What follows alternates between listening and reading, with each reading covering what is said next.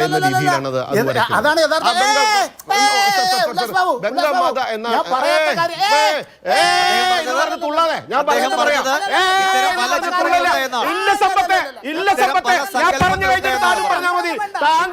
സങ്കല്പങ്ങൾ ഉണ്ട് എന്നാണ് പറഞ്ഞത്. മാതൃഭൂമി ചാനൽ വന്നത് എന്തൊന്നുണയും പറഞ്ഞിട്ട് പോവാ, ഞാനൊക്കെ കേട്ടിട്ട് പോകുമെന്നൊന്നും ധരിക്കണ്ട.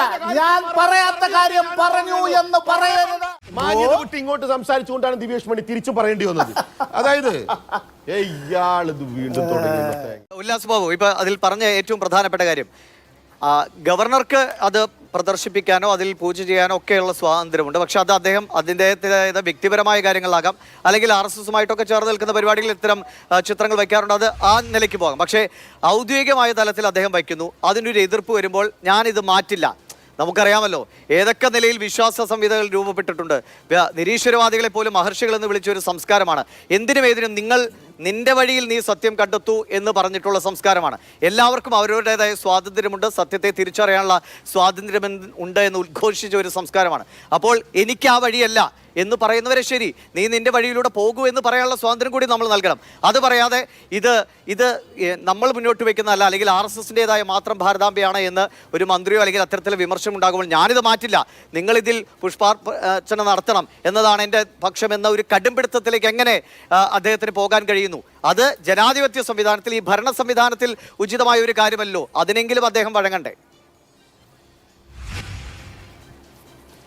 അല്ല, ഞാൻ ഇന്ത്യ സഖ്യത്തിൻ്റെയും രവീഷ് മണിയുടെയും വാക്കുകൾക്ക് മറുപടി പറയണമല്ലോ, സമയമെടുക്കുമല്ലോ. നീ നിൻ്റെ വഴിക്ക് പോയിക്കോളൂ എന്ന് തന്നെയാണ് നമ്മളെല്ലാവരും പറയുന്നത്. പ്രസാദിൻ്റെ വഴിക്ക് പോവുക, അദ്ദേഹത്തിന് ഇഷ്ടമുള്ള വഴിക്ക് അദ്ദേഹത്തിന് പോയിക്കോട്ടെ. പ്രസാദിനെ സംബന്ധിച്ചിടത്തോളം പരിസ്ഥിതി ദിനത്തിൽ കേരളത്തിൻ്റെ കർഷകർക്ക് ദുരിതം മാത്രം 4 വർഷം സമ്മാനിച്ച ഒരു ഗുണവും പരഗുണവും ഇല്ലാത്തൊരു മന്ത്രിമാരുടെ ലിസ്റ്റ് എടുത്താൽ അതിൽ ശശീന്ദ്രൻ്റെ പുറകിലേ വരുള്ളൂ. അതിൽ പുറകിൽ വരുന്ന 3-4 പേരിൽ ഒരാളാണ് പ്രസാദ്. പൈസ കൊടുക്കാൻ കർഷകന് സാധിക്കാത്ത, ക്ഷീരകർഷകന് ഉപകാരമില്ലാത്ത, കേരകർഷകന് ഉപകാരമില്ലാത്ത, റബ്ബർ കർഷകന് ഉപകാരമില്ലാത്ത, പച്ചക്കറി കർഷകന് ഉപകാരമില്ലാത്ത, ഒരു ഗുണമില്ലാത്തൊരു മന്ത്രിമാരിൽപ്പെട്ട വ്യക്തിയാണ്. അപ്പോൾ അദ്ദേഹത്തിൻ്റെ കാര്യം, പരിസ്ഥിതി ദിനത്തിൽ ആ കർഷകൻ്റെ കാര്യം പറഞ്ഞ സമയത്ത് ആ കർഷകന് ദുരിതം വിതച്ച വ്യക്തിയാണ് പ്രസാദ് എന്നൊന്ന് പറയാൻ ബഹുമാന്യനായ സമ്പത്ത് സാർ അങ്ങയുടെ നാവൊന്ന് വഴങ്ങണമായിരുന്നു. പോട്ടെ, അങ്ങ് പറഞ്ഞു മറ്റൊരു കാര്യം, ഞങ്ങളെല്ലാവരും സ്വപ്നം കാണുകയാണ്. സാർ, ശരിയാണ് സാർ. ഈ ഭാരതം വെട്ടിമുറിക്കുന്ന സമയത്ത് ഞങ്ങൾക്കെല്ലാവർക്കും, അല്ലെങ്കിൽ നമ്മുടെ പൂർവികർക്ക്, ഒരുപാട് പേർക്ക് പ്രയാസങ്ങളും പരിഭവവും ഉണ്ടായിട്ടുണ്ട്. ഞങ്ങളുടെ സ്വപ്നമല്ല സാർ, അത് യാഥാർത്ഥ്യമാകണമെന്ന ആഗ്രഹത്തോടു കൂടിയാണ് കാണുന്നത്.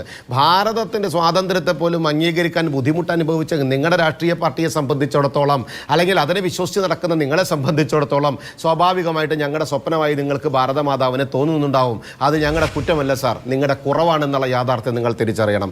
3 ജിൻഡോ ജോൺ ഒരു കാര്യം പറഞ്ഞു. അതിന് മുന്നേ ഒരു കാര്യം, അതിന് മുന്നേ സാർ നിങ്ങൾ ബക്രീദിനെ കുറിച്ച് പറഞ്ഞു. സാർ, ഇവിടെ റംസാൻ ആയാലും ബക്രീദ് ആയാലും ഏത് കാര്യമാണെങ്കിലും, ക്രിസ്മസ് ആയിക്കോട്ടെ, വിഷു ആയിക്കോട്ടെ, ഓണമായിക്കോട്ടെ, സാർ ഇന്ന് ആ ബക്രീദിൻ്റെ കാര്യം സമ്പത്ത് സാറിനെ പോലത്തെ മതേതരവാദം കൂടുതൽ പറയുന്ന ഒരാൾ ഈ ഒരു കാര്യം പറഞ്ഞത് നിലമ്പൂർ തെരഞ്ഞെടുപ്പിനകത്തുള്ള ഒരു സൂത്രക്കെട്ടായിട്ട് ഞങ്ങളൊന്ന് കണ്ടോട്ടെ സാർ. ഈ ജാതിയും മതവും പിടിച്ച് എത്ര കാലം സാർ ഈ അധികാരത്തിൽ കടിച്ചു തൂങ്ങാനാണ് നിങ്ങൾ താല്പര്യപ്പെടുന്നത്? നിങ്ങൾ വികസിത സമൂഹത്തിന് വേണ്ടി കൃത്യമായിട്ടുള്ള പ്രവർത്തനം നടത്തുന്നേ, അല്ലാതെ നിങ്ങൾക്ക് എത്ര കാലം ഈ ജാതി, മതം, വർഗം, വർണ്ണം എന്ന് പറഞ്ഞു നിൽക്കാൻ പറ്റും? കഷ്ടം. സമ്പത്ത് സാറിൻ്റെ മുമ്പിൽ വളരെ വിഷമത്തോടു കൂടി പറയുന്നു, അങ്ങയുടെ ആ കൊണ്ടുപോയ രീതി കറക്റ്റായില്ല, ഉദ്ദേശശുദ്ധിയും വ്യക്തമാണ്, അതും കറക്റ്റല്ല. ജിൻഡോ ജോൺ അങ്ങ് പറഞ്ഞു, ഞങ്ങൾ അഖണ്ഡ ഭാരതം പുനഃസ്ഥാപിക്കണമെന്ന് ആഗ്രഹിക്കുന്ന ആളുകളിൽ പെട്ട ആളല്ല, അങ്ങ് പെടുന്നില്ല. ശരിയാണ് സാർ, അങ്ങേ അടക്കം ഞാൻ പറഞ്ഞത്, ഞാൻ അങ്ങയെ ഭാരതീയനായി കാണുന്നു, അങ്ങ് എന്നെ RSSകാരനോ BJPക്കാരനോ മാത്രമായിട്ട് കാണുന്നുള്ളൂ എന്നുള്ളത് കൊണ്ടായിരിക്കാം, കുഴപ്പമില്ല. പക്ഷേ സാർ, ശരിയാണ്, നിങ്ങളുടെ കാഴ്ചപ്പാട് വളരെ വ്യക്തമാണ്. ഈ ഭാരതത്തിന് സ്വാതന്ത്ര്യം കിട്ടുന്ന സമയത്ത് ഈ ഭാരതത്തെ വിഭജിച്ചുകൊണ്ട് ഈ ഭാരതത്തെ വെട്ടിമുറിക്കാൻ കൂട്ടുനിന്ന നിങ്ങൾക്ക് ഈ ഭാരതം ഒന്നായി കാണണമെന്ന് ആഗ്രഹമുണ്ടാവില്ല, ഈ ഭാരതം ഒന്നായി തീരണമെന്ന് നിങ്ങൾക്ക് ആഗ്രഹം ഉണ്ടായില്ല. ഒന്നാകുന്ന ഭാരതത്തെക്കുറിച്ച് ചിന്തിക്കാൻ പോലും നിങ്ങൾക്ക് സാധിക്കുന്നുണ്ടാവില്ല. അത് ഈ ഭാരതത്തെ വെട്ടിമുറിച്ച നിങ്ങളുടെ മനസ്സിൻ്റെ കാഠിന്യമായിട്ടുള്ള സ്വഭാവമാണ്. പിന്നെ ദിവേഷ് മണി, നിങ്ങളൊരു കാര്യം ചോദിക്കണം.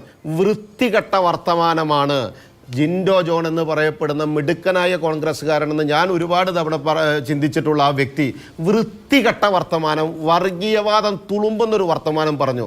മാന്യതയുണ്ടെങ്കിൽ അത് പിൻവലിച്ച് പോകേണ്ട ഉത്തരവാദിത്തം അദ്ദേഹത്തിനുണ്ട്. മുസ്ലിമുകളെ കയറ്റി അയക്കുന്ന ഇത് എവിടേക്കാണ് കയറ്റി അയക്കുന്നത്? ഒന്ന് ദിവീഷ് മണി പറ.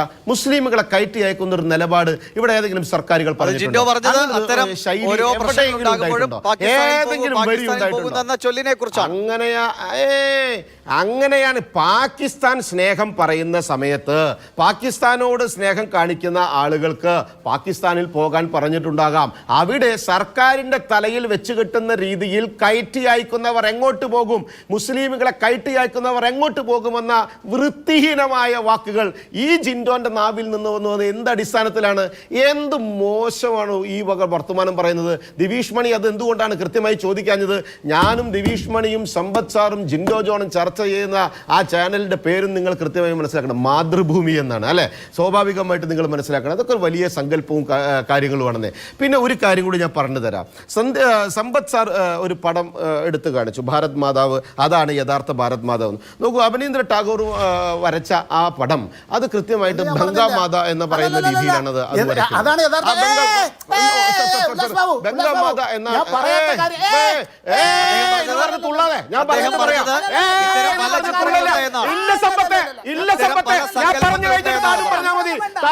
പല സങ്കല്പങ്ങൾ ഉണ്ട് എന്നാണ് പറഞ്ഞത്.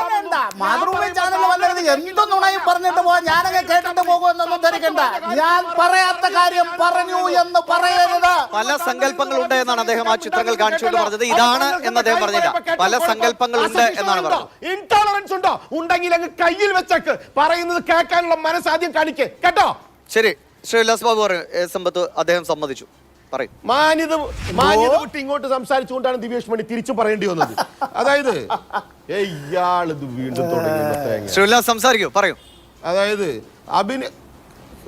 കൃത്യമായിട്ട് ദിവീഷ് മണി ഒരു കാര്യം മനസ്സിലാക്കാം. അദ്ദേഹം ഉയർത്തി കാണിച്ച പടമെന്ന് പറയപ്പെടുന്നത് അത് ബംഗാബാധ എന്ന് പറയപ്പെടുന്ന ഒരു ശൈലിയിൽ വരച്ചതുമാണ്. അങ്ങനെ പിന്നീട് അത് സ്വാമി വിവേകാനന്ദൻ്റെ ശിഷ്യയായിട്ടുള്ള ഭഗിനി നിവേദിതയാണ് അതിന് ഭാരത് മാതാ സങ്കല്പം ഉണ്ടാക്കുന്നതും അങ്ങനെ അതിനെക്കുറിച്ച് കൂടുതൽ പ്രചാരണം ഉണ്ടാകുന്നതും. ഇവിടെ കൃത്യമായിട്ട് ബങ്കിം ചന്ദ്ര ചാറ്റർജിയുടെ വന്ദേ മാതരം വന്നതിന് ശേഷം അവിടെ സ്ത്രീ സങ്കല്പത്തിൽ, ദേവതാ സങ്കല്പത്തിൽ ഒക്കെ ഭാരത മാതാവിനെ കാണുകയും ദുർഗാ സങ്കല്പത്തിലും വലിയ ശക്തി സ്വരൂപിണിയായി കാണുകയും ഒക്കെ ചെയ്തതിൻ്റെ അടിസ്ഥാനത്തിലാണ് ഇങ്ങനൊരു ഭാരത് മാതാ സങ്കല്പം ഉണ്ടാകുന്നതും അതിൽ എല്ലാവരും അംഗീകരിക്കുകയും ആകൃഷ്ടരാകുകയും അതിനെ ബഹുമാനിക്കുകയും അതിന് പുഷ്പം അർപ്പിക്കുകയും അതിനെ ബഹുമാനിച്ചുകൊണ്ട് മുന്നോട്ട് പോവുകയും ഒക്കെ ചെയ്തത്. അത് ഉൾക്കൊള്ളാൻ ഒരുപക്ഷെ കമ്മ്യൂണിസ്റ്റ് പാർട്ടിക്കോ കോൺഗ്രസിൻ്റെ ജിൻഡോ ജോൺ ഉൾക്കൊണ്ടില്ല എന്ന് പറയേണ്ട. കേരളത്തിലെ രാഷ്ട്രീയമാണ്. ജിൻഡോ ജോണിൻ്റെ ഒക്കെ പൂർവിക കോൺഗ്രസ്സുകാരൊക്കെ, കോൺഗ്രസിൻ്റെ നേതാക്കന്മാരൊക്കെ അതിനെ കൃത്യമായിട്ട് ഉൾക്കൊണ്ടിട്ടുമുണ്ട്, അംഗീകരിച്ചിട്ടുമുണ്ട്. അതിൽ കൃത്യമായിട്ട് ജനങ്ങൾക്ക് അറിയുന്ന കാര്യവുമാണ്. ജിൻഡോ ജോൺ അംഗീകരിക്കാൻ പറ്റാത്തത് അത് കേരളത്തിലെ രാഷ്ട്രീയ താല്പര്യങ്ങളുടെ അടിസ്ഥാനത്തിലാണെന്ന് നിങ്ങൾ മനസ്സിലാക്കണം. അപ്പോൾ ആ വന്ദേമാതരം ഗാനം വന്നതിന് ശേഷം ഒരു സ്ത്രീ സങ്കല്പത്തിൻ്റെ ഭാഗമായി ഭാരതമാതാവിനെ അംഗീകരിക്കുകയും അതിലൂടെ ഭാരത് മാതാവിനെ ബഹുമാനിക്കുകയും ചെയ്യുന്ന ഒരു വലിയ പൈതൃകവും സംസ്കാരവും തന്നെ നമ്മളിൽ ഉണ്ടായിരുന്നു എന്നുള്ള നമ്മൾ ബോധ്യം നമുക്കുണ്ടാവണം. പിന്നെ ഇതിനൊക്കെ ഇപ്പോൾ ചർച്ചയാക്കുന്നു, വിഷയമാക്കുന്നു എന്ന് പറയപ്പെടുന്ന കൃത്യമായിട്ടുള്ള ഇടതുപക്ഷ രാഷ്ട്രീയത്തിൻ്റെയും വലതുപക്ഷ രാഷ്ട്രീയത്തിൻ്റെയും മതങ്ങൾക്ക് പുറകെ പോകുന്ന രാഷ്ട്രീയ സ്വഭാവത്തിന്റെ അടിസ്ഥാനത്തിൽ ഉണ്ടാകുന്ന തട്ടിപ്പുകളാണ്. നടക്കുന്ന ഒരു സംഭവം. ഇത്തരം ചിത്രങ്ങൾ വെച്ച് ഇതൊരു വിവാദമാകും എന്ന നിലയ്ക്ക് എന്തിനാ വിവാദമാകണത്? നമ്മുടെ ഭാരതമാതാവിനെ നമ്മൾ ബഹുമാനിക്കുന്നതിനും നമ്മുടെ ഭാരതമാതാവിനെ നമ്മൾ അംഗീകരിക്കുന്നതിനും അതെന്തിനാ വിവാദമാകുന്നത്? അത് വിവാദമാക്കിയതിന്റെ അടിസ്ഥാനത്തിന്റെ പുറകിലുള്ള രാഷ്ട്രീയമാണ് ഞാൻ പറഞ്ഞത്. ആ പുറകിലുള്ള രാഷ്ട്രീയം എന്ന് പറയപ്പെടുന്നത് വർഗീയ രാഷ്ട്രീയ ശക്തികൾക്ക് കുടപിടിക്കുന്ന സ്വഭാവം കൊണ്ടുപോയി എങ്ങനെയെങ്കിലും രാഷ്ട്രീയ താല്പര്യങ്ങളുടെ അടിസ്ഥാനത്തിൽ അധികാര രാഷ്ട്രീയ ബോധപൂർവമായിട്ടുള്ള അനാവശ്യമായ